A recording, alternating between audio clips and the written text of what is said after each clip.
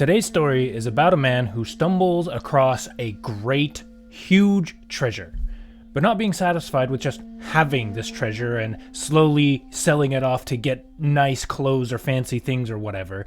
He decides to do something entrepreneurial and takes it and turns it into something greater, turns it into an even bigger fortune. However, in the process of securing this initial treasure, he does some things that some of, or maybe most of you, might actually find a little bit offensive.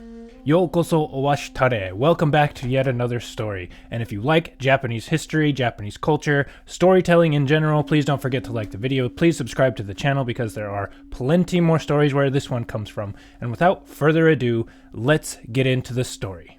Once upon a time, ima wa mukashi. There was a man who belonged to the Left Palace Guard. That's the best that I have for the word hyoefu, which basically was an aristocratic organization in the Heian court that ostensibly was about protecting the palace, but sons of high-ranking aristocrats were often put there while they were young and until they became old enough to hold more prestigious offices. Now, we don't know this man's name. It has unfortunately been lost to time or possibly just bad handwriting.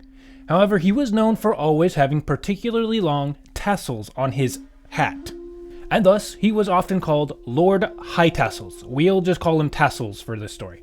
Anyway, this man, Tassels, was one day making his way through the capital, passing by the intersection of the streets Hachijo, aka 8th Avenue, and the West Kyogoku, a major street, which put him right on the outskirts of the city. Now, there wasn't a whole lot in the way of buildings around these parts. It was mostly just fields, some sheds, and an occasional small house, when, as this guy was walking by through this neighborhood, suddenly a yudachi, a flash evening rainstorm, sprung up out of nowhere. Now, this wasn't anything strange. These things come around in the summer, but they can catch people off guard, and Tassels was definitely caught off guard. Luckily, there was a relatively humble house nearby, and he managed to hop off his horse and duck inside before he was too wet and made sure to bring his horse in with him. Once inside, he found a single old woman, casually sitting a ways in, a bit surprised to see him but showed no signs of alarm or concern.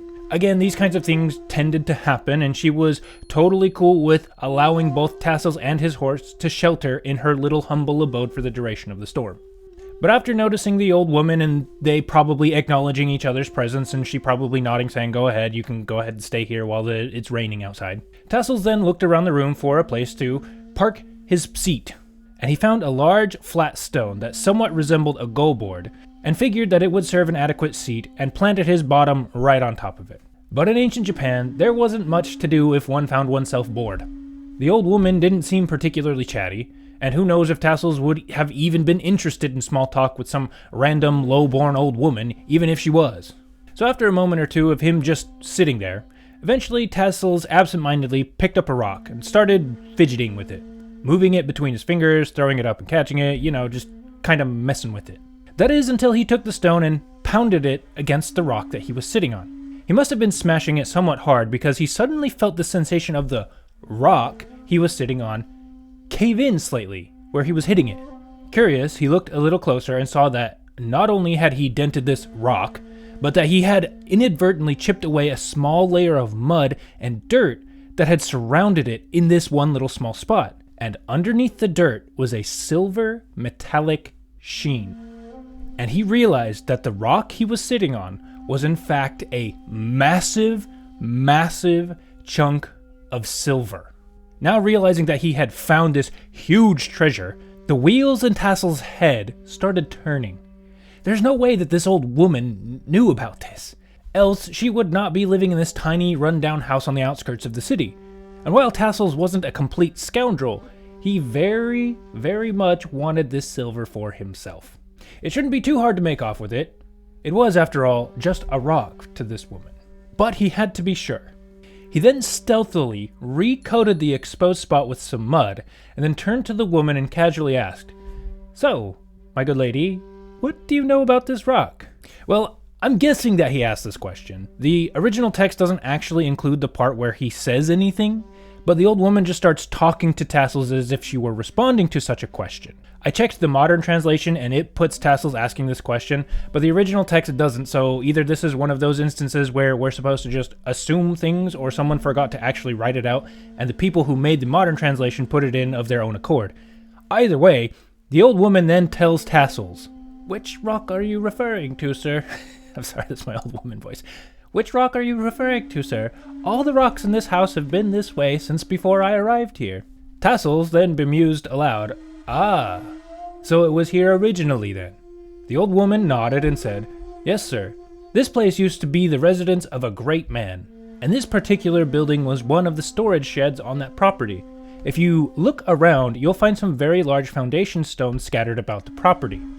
And that rock you are sitting on was put here after it was dug up in the process of making rice fields. I've actually been wanting to get rid of it for a long time. It's a pointless rock that's only in the way, but I'm just a single old woman, and I can't move it alone. And since I have no one else to take care of it for me, I've just had to put up with it all these years. It's very, very unfortunate." Now when Tassels heard this, he was now 100% sure that this woman had no idea what this rock really was. And he further knew that no one else was going to come looking for it. Now was his chance. So he smiled at the old lady and told her, "Well, my good woman, you may not have much use for this rock, but I could certainly make use of it at my house. Would you be alright if I brought some men here and took it with me?" The old woman practically leapt out of her seat in delight and answered, "Yes, please, call them and take this as soon as you can." And so, as soon as the rain stopped, instead of heading directly for home, Tassels went to the house of a friend who lived nearby, borrowed a carriage and some men, and brought everything back to the old woman's house. However, Tassels was not a completely bad person, and he was at least a little concerned that just taking this rock for free would cause some sort of bad karma. So, as he was having this rock loaded up into the carriage, he then removed his outermost robe, a very fine piece of cloth mind you, and handed it over to this woman. The woman, who clearly wasn't expecting anything in return at all, let alone something so valuable as their version of a Gucci suit, wasn't sure what to make of it, and merely stammered in unbelieving stupor. Tassels then explained to her, "I can't just very well take something that's been yours for years for free. Therefore, I give you this robe in exchange for it." The woman managed to regain her composure enough to say in exasperation, "Wow, I never expected this. I never thought anyone would give me such a treasure in exchange for such a useless rock that's been nothing but trouble. It's unbelievable, I say." The woman then took her new treasure, hung it up on a pole, and practically began worshiping it. She was so happy.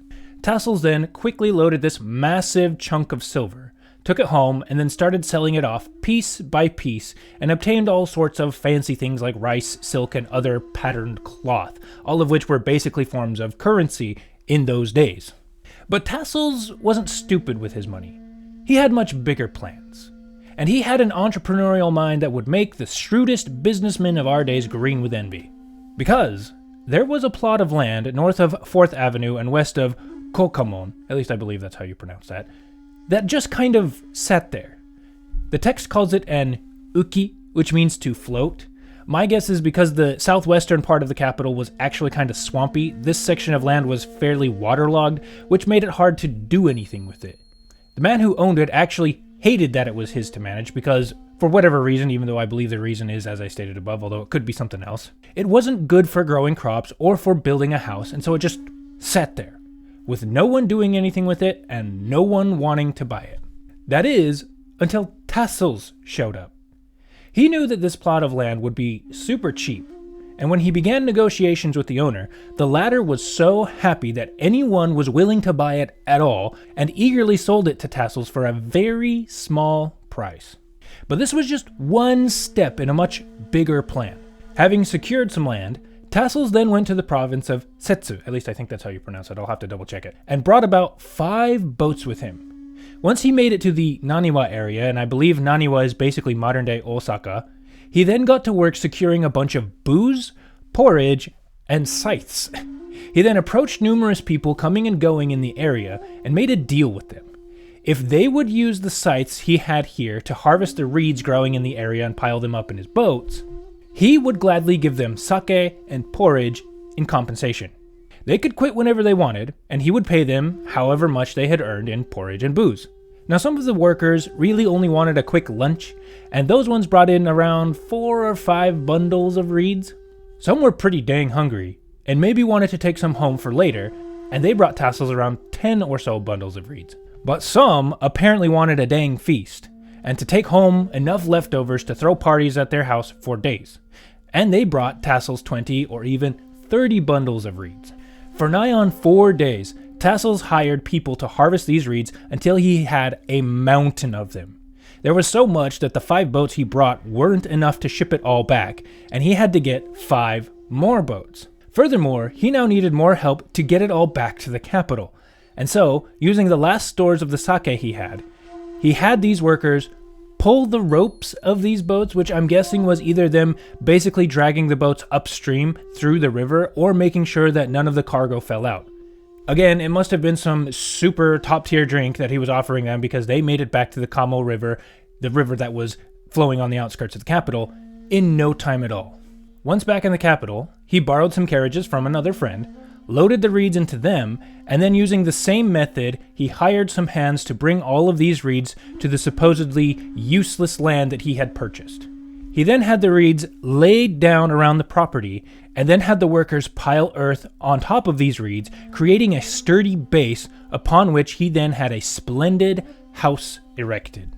To the south of this plot of land was the home of the Grand Counselor Minamoto no Sadamu, who took a keen interest in this now valuable land and eventually bought it from Tassels, and now had 2 cho of land with fancy buildings on them.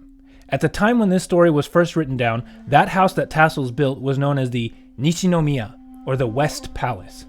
And so it was that the man known as Lord High Tassels happened to find a massive chunk of silver in some random old woman's house, used it to build his own palatial residence, and bring his family wealth and good fortune. And thus is it said that this was all because of some extremely good karma from a past life.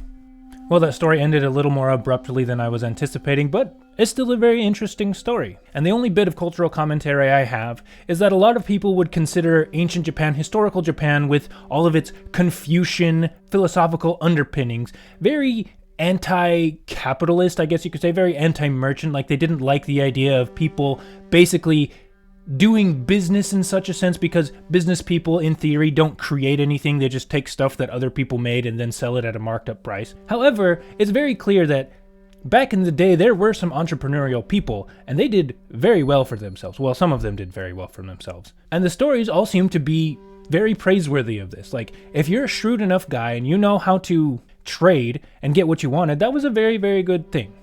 While merchants certainly weren't like the pinnacle of what everybody wanted to be, merchants did pretty dang good for themselves. Or they could do good for themselves. I don't know, we probably don't hear about all the stories of the failures, of the ones who didn't quite make it. But what I'm most curious about, and what I haven't quite come to a decision yet, is, was Tassels here in the wrong for getting the silver in the way that he did? Because he knew, technically, this was the property of that old woman who didn't actually know what it was. It was, by rights, hers.